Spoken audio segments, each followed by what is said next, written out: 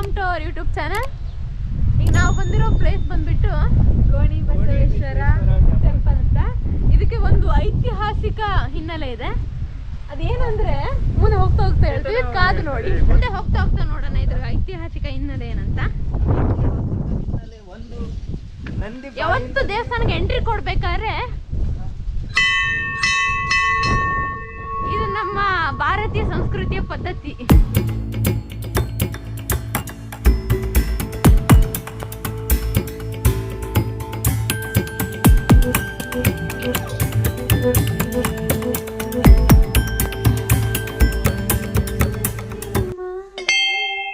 ನಾವು ಗದಗ ಜಿಲ್ಲೆಯ ಮುಂಡರ್ಗಿ ತಾಲೂಕಿನ ಗುಮ್ಗೋಳ್ ಗ್ರಾಮಕ್ಕೆ ಬಂದಿದ್ದೀವಿ. ನಮ್ಮ ಟೂರ್ ಗೈಡ್ ಆದಂತ ಒಂದಾದ್ಮೇಲೆ ಒಂದು ರಹಸ್ಯ ನಮ್ಮ ಮುಂದೆ ಬಯಲು ಮಾಡಿ. ನಾಳೆ ಎಷ್ಟಿದೆ ಅಂತ ಇನ್ನೂ ತನಕ ಗೊತ್ತೇ ಆಗಿಲ್ವಂತೆ. ಒಂದು ಕಲ್ಲಿಗೆ ದಾರ ಬಿಟ್ಟು ಎಷ್ಟು ಬಿಡ್ತಾ ಹೋದ್ರು ಆ ದಾರ ಖಾಲಿನೇ ಆಗಲ್ಲಂತೆ. ಸೊ ಈಗ ರೋಹನ್ ಅಣ್ಣನ ಇದ್ರಲ್ಲಿ ಎಷ್ಟು ನೋಡ್ಬೇಕು ಅನ್ಕೊಂಡಿವಿ, ವಾಪಸ್ ಬರ್ತಾರ ಇಲ್ಲ ಅಂತ. ಆಕ್ಚುಲಿ ಆನ್ ದ ವೇ ಮಂಡಕ್ಕಿ ತರೋಣ ಅನ್ಕೊಂಡಿದ್ವಿ, ತಂದಿದ್ವಿ. ರೋಹನ್ ಅಣ್ಣನೇ ಆನ್ ದ ವೇ ಎಲ್ಲ ಖಾಲಿ ಮುಗಿಸ್ಬಿಟ್ರು. ಭದ್ರಾ ನದಿ ಇದರಿಂದನೇ ಬರುತ್ತೆ ಅಂತ ಹೇಳ್ತಾರೆ, ಬಟ್ ಕನ್ಫರ್ಮ್ ಮಾಹಿತಿ ಅಲ್ಲ. ಮತ್ತೆ ಇಲ್ಲಿ ಕಾಣಿಸ್ತಿದೆ ಅಲ್ಲ, ಇದು ಸಿಂಹಾಸನ. ಆ ಸ್ವಾಮಿಗಳು ಇದೇ ಸಿಂಹಾಸನದಲ್ಲಿ ಕೂಡ್ತಿದ್ರು ಮತ್ತು ಅದೇ ಮಂಚದ ಮೇಲೆ ಮಲಗ್ತಿದ್ರು. ಈಗ ಅವರು ನಿಧನರಾಗಿದ್ದಾರೆ. ಆದ ಕಾರಣ ರಾತ್ರಿ ಹೊತ್ತು ಅವರೇ ಬಂದು ಮಲಗ್ತಾರೆ, ಬೆಳಗ್ಗೆ ಹೊತ್ತು ಅವರೇ ಬಂದು ಕೂಡ್ತಾರೆ ಅಂತ. ಸೊ ಇವೆಲ್ಲ ರಿಸ್ಟ್ರಿಕ್ಟೆಡ್ ಏರಿಯಾ, ನಮಗೆ ಕೂಡ್ಲಿಕ್ಕೆ ಅಲೋ ಇಲ್ಲ. ಹಂಗೇನಾದ್ರೂ ಕೂತ್ರೆ ಮತ್ತೆ ಬೇರೆನೇ ಆಗತ್ತೆ ಅಂತ.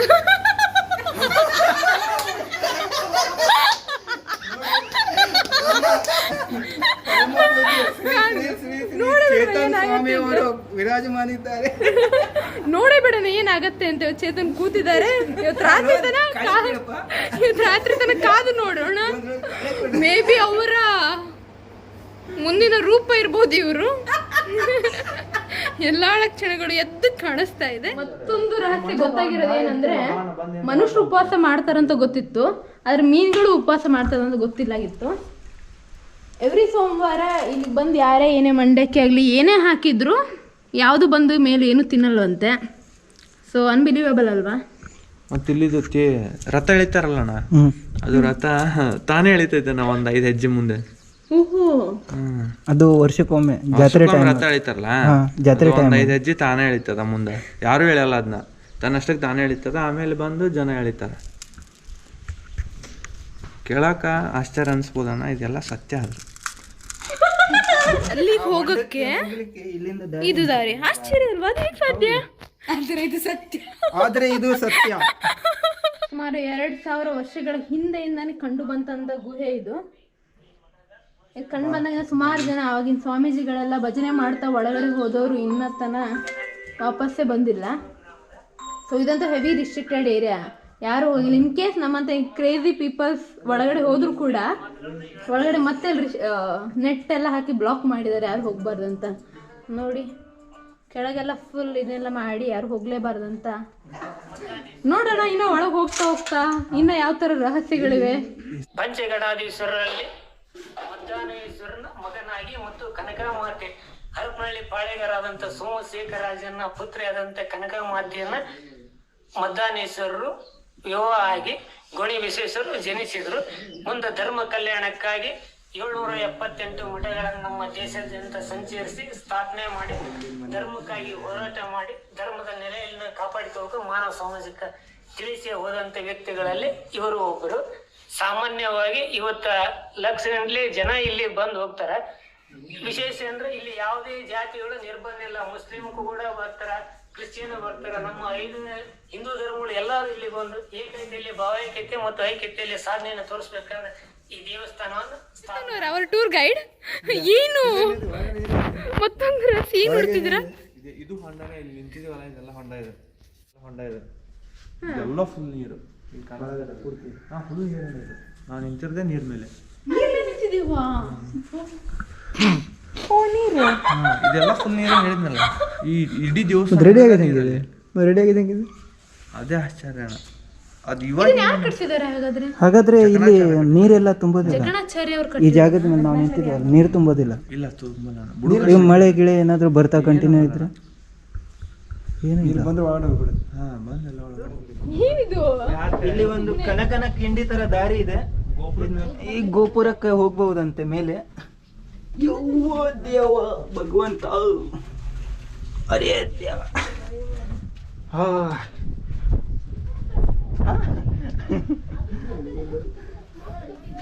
ನೋಡಿ, ಫುಲ್ ಗೋಪುರದ ಮೇಲ್ಗಡೆ ಇದ್ದೇವೆ ಈಗ ನಾವು.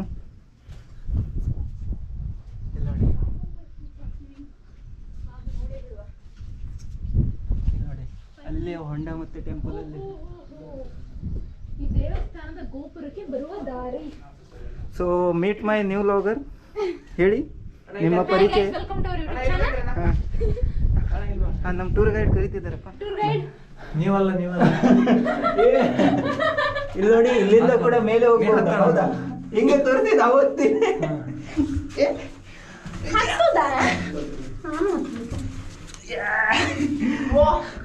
ನೋಡಿ ಈಗ ಇನ್ನೊಬ್ರು ಬರ್ತಾರೆ. ಆಯ್ತಾ? ಆಯ್ತು ಈಗ ಡುಮ್ಮಿಗೆ ನೋಡಿ ಇಲ್ಲಿ ದೇವಸ್ಥಾನದ ಟಾಪ್ ಅಲ್ಲಿ ಇದೀವಿ. ಈಗ ದೇವಸ್ಥಾನದ ಟಾಪ್ ಅಲ್ಲಿ ಇದೀವಿ. ಈಗ ಹೊರಗಡೆ ಹೋಗ್ತೀವಿ. ಹೊರಗಡೆ ಹೋಗ್ಲಿಕ್ಕೆ ಆಗಲ್ವಾ? ನಾವ್ ಇದೇ ದಾರಿಯಿಂದ ಬಂದಿದ್ದು. ಹಾ ಇಲ್ಲಿ ನೋಡಿ, ಇದು ಟೆಂಪಲ್. ಕೃಷ್ಣರಾಜ ಒಡೆಯರು. ಕೃಷ್ಣರಾಜ ಒಡೆಯರು ನೋಡಿ, ನಮ್ಮ ಮೈಸೂರಿಂದ ಕೃಷ್ಣರಾಜ ಒಡೆಯರು ಈ ದೇವಸ್ಥಾನಕ್ಕೆ ಕೈ ಮುಗಿಲಿಕ್ಕೆ ಬಂದು ಹೇಳಿ. ಪ್ರತಿ ತಿಂಗಳದ ಅಮಾವಾಸ್ಯೆಗೆ ಬಂದು ಇಲ್ಲಿ ಹಾ. ಪೂಜೆ ಮಾಡಿಸಿ ಹೋಗ್ತಿದ್ರು. Okay. ಅವ್ರ ಮನೆತನದ ಸಾಂಪ್ರದಾಯಿಕ ಪದ್ಧತಿ. ಹಾ. ರೊಟ್ಟಿ ಕನಕಾಂಬರಿ ತಿಂಡಿ ಮಾಡಿದ ಫಸ್ಟಿಗೆ. ಎಕ್ಸಿಟ್.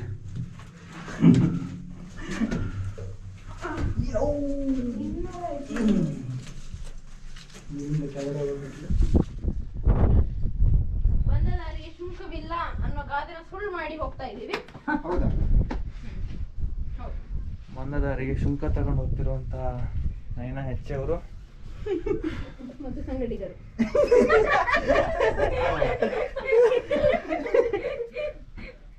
ಪ್ರತಿಭಾ ಕಾರಂಜಿ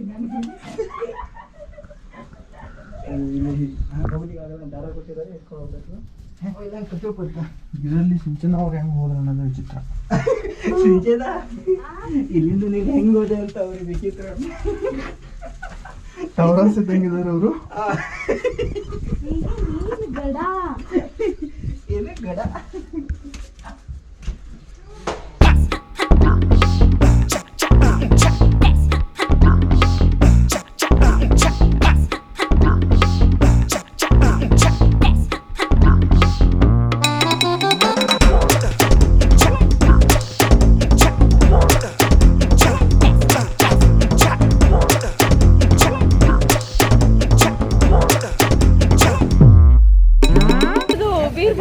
ಟೆಂಪಲ್ಗೆ, ಈ ಟೆಂಪಲ್ಗೆ ಒಂದು ಪವರ್ಫುಲ್ ಕತೆ ಇದೆ.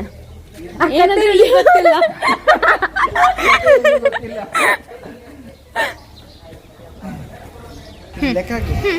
ಈ ಟೆಂಪಲ್ ನ ಚೋಳರ ಸಾಮ್ರಾಜ್ಯದ ಟೈಮಲ್ಲಿ ಕಟ್ಸಿದ್ದು ಅಂತ ಇಲ್ಲಿ ಉಲ್ಲೇಖ ಇದೆ. ಮುಂದೆ ಒಂದು ಶಾಸನ ಇದೆ, ತೋರಿಸ್ತೀವಿ ಬನ್ನಿ. ಶಾಸನದ ರಾಜ ಅಲ್ಲಿ ನಿಂತಿದ್ದಾನೆ, ಈಗ ಕಾಣಿಸ್ತೇವೆ. ಡೆಲ್ಲಿ ಸುಲ್ತಾನೇಟ್ ಜೊತೆ ಯುದ್ಧ ಆಗಿ ಸೋತಾಗ ವಿಕ್ಟ್ರಿಗೋಸ್ಕರ ಇದನ್ನ ಕಟ್ಸಿರ್ತಾನೆ.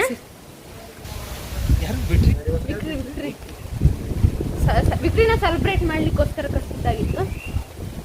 ಮತ್ತೆ ಹೆಚ್ಚು ಮೆಟ್ಲಿದೆ. ಯಾರು ಅನ್ಕಂಡೆ. ಇದೆಲ್ಲ ರೋಹನಣ್ಣನ ದೋಸ್ತರು. ನೋಡಿ, ಈ ಮುಖ ಮಾತ್ರ ಡಿಟ್ಟು ಜರ ಕಾಪಿ.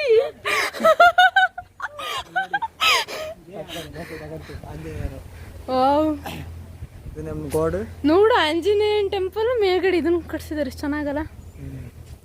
ಇವತ್ತಿಗೆ ಸುಮಾರು 9 ವರ್ಷ ಆಯ್ತು. 9 ವರ್ಷಗಳ ಹಿಂದೆ ಈ ರಥ ನೋಡ್ಸಿದ್ದು. ಈ ರಥ, ಇದು ಈ ರಥ ಹಳೆ ಕಾಲದಲ್ಲಿ ಈ ರಥನ ಜಾತ್ರೆ ಸಮಯದಲ್ಲಿ ಓಡಿಸಿದಾಗಿತ್ತು. ಇಟ್ಕೊಂಡು ಇವಾಗ ಕರೆಂಟ್ಲಿ ವರ್ಕಿಂಗ್ ಇಲ್ಲ, ಯಾಕಂದ್ರೆ ಅವತ್ತಿನ ದಿನ ಏನೋ ಒಂದು ದೊಡ್ಡ ದುರ್ಘಟನೆ ನಡೆದ್ಬಿಟ್ಟು ಈ ರಥ ಓಡಿಸೋದು ಬಂದ್ ಮಾಡಿದ್ದಾರೆ. ಏನ ರೋಹನ್, ಅಲ್ಲೇನ್ ಮಾಡ್ತಿದ್ದಿ? Interesting story of this temple ಏನಂದ್ರೆ, ಇಲ್ಲಿ ಏನಾದ್ರು ವಿಶ್ ಬೇಡ್ಕೊಂಡು ಕಟ್ಟಿದ್ರೆ ಅದ್ ನಿಜ ಆಗತ್ತೆ. ನಿಮಗೆ ಕಾಣಿಸ್ತಿರ್ಬೋದು ಎಲ್ಲರೂ ಕಟ್ಟಿದ್ದಾರೆ. ಇದು ಒಂದು ನಾವು ಮಾಡಿ ನೋಡಿಲ್ಲ, ಮಾಡಿದ್ದು ಇದೆ. ನೀವು ನೋಡಿ ಗಮನಿಸ. ನೆಕ್ಸ್ಟ್ ಟೈಮ್ ಬಂದಾಗ ಖರ್ಚು ಬಿಡ್ಕೊಂಡ್ ಬರ್ರಿ. ನೋಟ್ ನಾವೀಗ ಸದ್ಯಕ್ಕೆ ಯಾರು ಖರ್ಚು ತಂದಿಲ್ಲ, ಸೊ ಕಟ್ಟಕ್ಕಾಗಲ್ಲ. ಮುಂದೋಗ್ತಿದ್ದೀವಿ. We are about to complete 200 steps. ಯಾರಿಗಾದ್ರೂ ಈ ಲೊಕೇಶನ್ ಆದ್ರೂ ಗೊತ್ತಿದೆ? ವಾವ್, ಇನ್ನೇನು ದೇವಸ್ಥಾನ ತಲುಪೇ ಬಿಡ್ತಿದ್ದೀವಿ.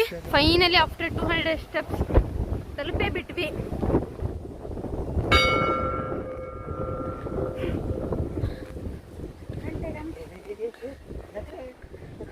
ನೋಡ್ರಿ ಫ್ರೆಂಡ್ಸ್, ಬರ್ಗೆಟರ್ ಗಂಟೆನೇ ಕಾಣದೇ ಇರೋ ಗತಿ ಹೋಗಿ ಗಂಟೆ ಹೊಡಿತಿದ್ದಾರೆ. ಹೋಗ್ತಾ ಇದಾರೆ ನೋಡಿ, ಗಂಟೆನೇ ನೋಡಿಲ್ಲ. ಸ್ಟಾರ್ಟ್ ಆಗಿದೆ. ಉದಯವಾಗುತ್ತಿರುವ ನೀವು ಮುಸ್ತಫಾ ಒಂದ್ ಫೋಟೋ ತೆಗೆದು ನಟ್ಟಿಗೆ ತೆಗಿಂಗಿಲ್ಲ, ಇಲ್ಲಿ ಬಂದು ಬರೀ 10 ರೂಪಾಯಿ.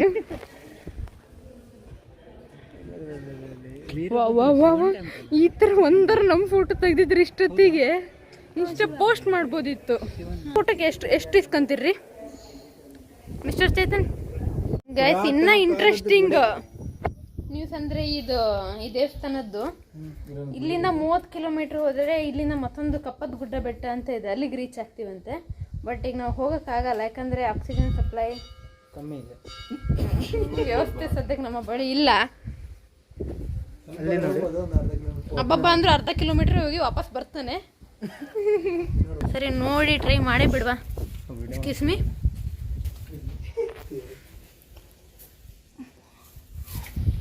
ಮತ್ತೇನಾದ್ರು ಹೋದ್ರು ಬರೋದೇ ಇಲ್ಲ ಅಂತ ಏನಾದ್ರು ಸ್ಟೋರಿ ಇದ್ರೆ ಕಷ್ಟ ಅಪ್ಪ.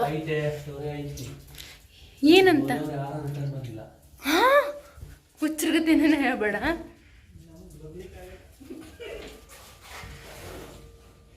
ನನಗೆ ನನ್ನ ಕಾಲು ಗಲೀಜು ಮಾಡ್ಕೊಳ್ಳೋ ಆಸೆ ಇಲ್ಲ ಇಲ್ಲಿಂದ ಮುಂದಕ್ಕೆ. ಸೊ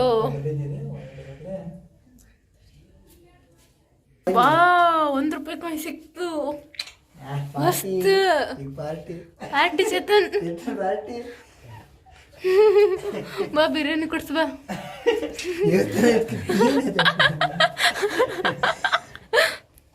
ನೋಡಿ ಫ್ರೆಂಡ್ಸ್, ಆಲ್ರೆಡಿ 30 ಕಿಲೋಮೀಟರ್ ಹೋಗಿ ಮತ್ತೆ 30 ಕಿಲೋಮೀಟರ್ ವಾಪಸ್ ಬಂದ.